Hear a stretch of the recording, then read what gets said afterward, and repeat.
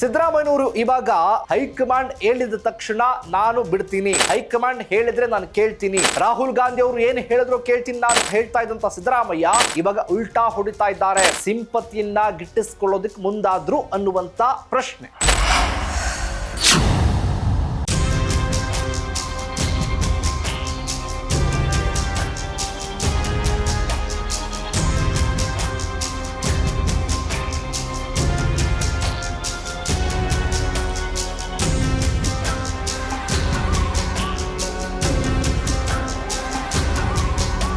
Ladies and gentleman, ರಾಜ್ಯ ರಾಜಕಾರಣದಲ್ಲಿ ಕಾಂಗ್ರೆಸ್ ಸರ್ಕಾರಕ್ಕೆ ಏನಾಗಿದೆ, ಏನು ಆಗ್ತಾ ಇದೆ ಅನ್ನುವಂಥ ಪ್ರಶ್ನೆ.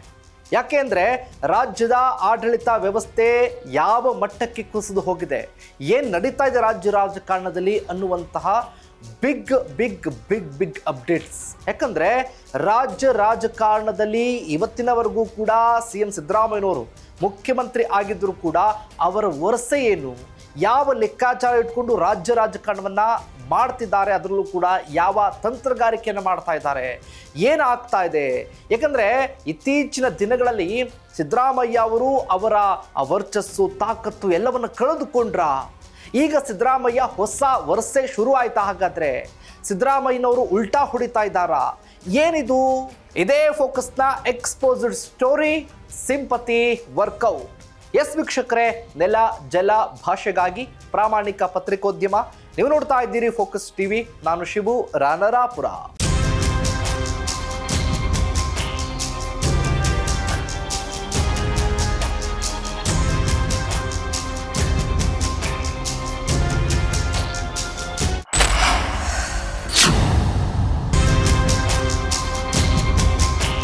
ಸಿದ್ದರಾಮಯ್ಯನವರು ಇವಾಗ ಅನುಕಂಪದ ಆಧಾರದ ಮೇಲೆ ಸಿಂಪತಿನ ಗಿಟ್ಟಿಸ್ಕೊಳ್ಳೋದಕ್ಕೆ ಮುಂದಾದ್ರ ಅನ್ನುವಂಥ ಪ್ರಶ್ನೆ. ಯಾಕಪ್ಪ ಅಂತ ಅಂದರೆ ಇಲ್ಲಿ ತನಕ CM ಕುರ್ಚಿ ವಿಚಾರಕ್ಕೆ ಸಂಬಂಧಪಟ್ಟ ಹಾಗೆ, ಕುರ್ಚಿ ಕದನದ ವಿಚಾರಕ್ಕೆ ಸಂಬಂಧಪಟ್ಟ ಹಾಗೆ ಪೈಪೋಟಿ ನಡೀತಾ ಇದೆಯಲ್ಲ, ಇಲ್ಲಿವರೆಗೂ ಕೂಡ ಹೈಕಮಾಂಡ್ ಹೇಳಿದ ತಕ್ಷಣ ನಾನು ಬಿಡ್ತೀನಿ, ಹೈಕಮಾಂಡ್ ಹೇಳಿದರೆ ನಾನು ಕೇಳ್ತೀನಿ, ಹೈಕಮಾಂಡ್ ಏನು ಹೇಳುತ್ತೋ ಅದನ್ನು ನಾನು ಮಾಡ್ತೀನಿ ಅನ್ನುವಂತಹ ಸಿದ್ದರಾಮಯ್ಯನವರು ಇಲ್ಲಿವರೆಗೂ ಕೂಡ ಅದನ್ನೇ ಪುನರುಚ್ಚಾರವನ್ನು ಮಾಡಿಕೊಂಡು ಬಂದಂತಹ ಸಿದ್ದರಾಮಯ್ಯನವರು ಇವಾಗ ಉಲ್ಟಾ ಹೊಡಿತಾ ಇದ್ದಾರೆ.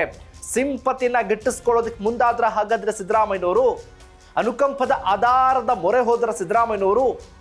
ಯಾಕೆ ಸಿದ್ದರಾಮಯ್ಯನವರು ಈ ರೀತಿಯ ಲೆಕ್ಕಾಚಾರ ಮಾಡಿದ್ರು? ಹಾಗಾದರೆ ರಾಹುಲ್ ಗಾಂಧಿ ಅವರು ಏನು ಹೇಳಿದ್ರು ಕೇಳ್ತೀನಿ ನಾನು, ಹೈಕಮಾಂಡೇ ನನಗೆಲ್ಲ ಅಂತ ಹೇಳ್ತಾ ಇದ್ದಂಥ ಸಿದ್ದರಾಮಯ್ಯ ಈಗ ಸಿಂಪತಿಯನ್ನ ಗಿಟ್ಟಿಸ್ಕೊಳ್ಳೋದಕ್ಕೆ ಮುಂದಾದ್ರು ಅನ್ನುವಂಥ ಪ್ರಶ್ನೆ.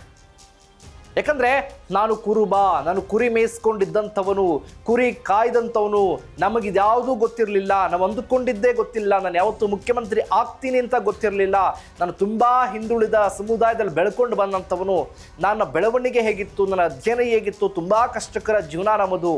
ಈ ರೀತಿಯಾಗಿ ಆ ಕುರುಬ ಸಮುದಾಯ, ಇದರ ಜೊತೆಗೆ ಅಹಿಂದ ಸಮುದಾಯ, ಯಾಕಂದರೆ ಸಿದ್ದರಾಮಯ್ಯನವರಿಗಾಗಲೂ ಕೂಡ ಪ್ರಬಲವಾಗಿ ಮುಖಂಡರು ಅನ್ನೋದಕ್ಕಿಂತ ಹೆಚ್ಚಾಗಿ ಅಹಿಂದ ನಾಯಕ ಅಂತಾನೆ ಕೂಡ ಸಿಕ್ಕಾಬಟ್ಟೆ ಫೇಮಸ್ಸು.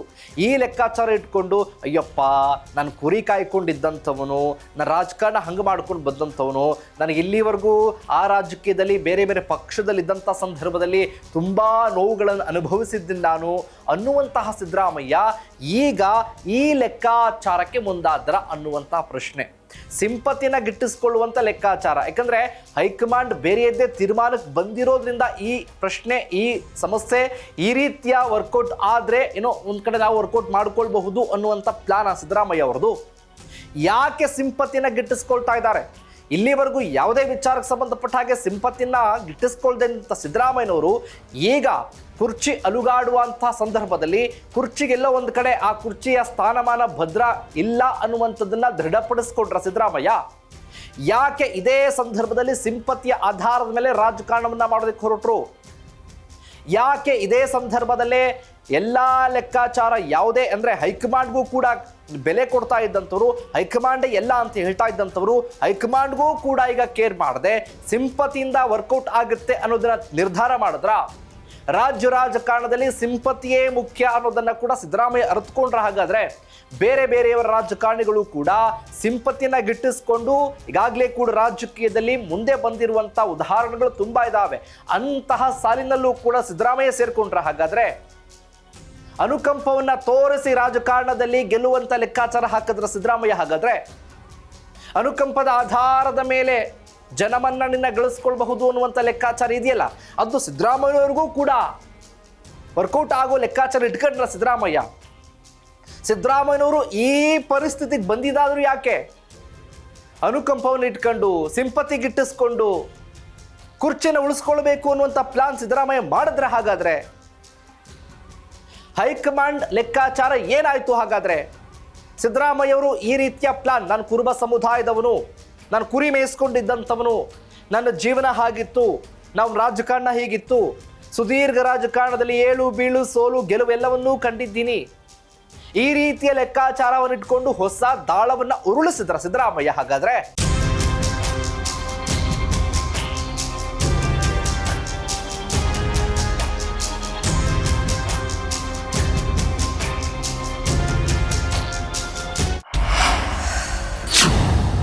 ಕಾದು ನೋಡೋಣ, ಸಿದ್ದರಾಮಯ್ಯ ಅವರ ಈ ಸಿಂಪತಿ ವರ್ಕೌಟ್ ಆಗುತ್ತಾ ಇಲ್ವಾ, ಯಾಕೆ ಈ ರೀತಿಯ ಪ್ಲಾನ್ ಅಂತ. ಇದೇ ಫೋಕಸ್ನ ಎಕ್ಸ್ಪೋಸ್ಡ್ ಸ್ಟೋರಿ, ಸಿಂಪತಿ ವರ್ಕೌಟ್. ವೀಕ್ಷಕರೇ, ನೆಲ ಜಲ ಭಾಷೆಗಾಗಿ ನೋಡ್ತಾ ಇರಿ ಫೋಕಸ್ ಟಿವಿ.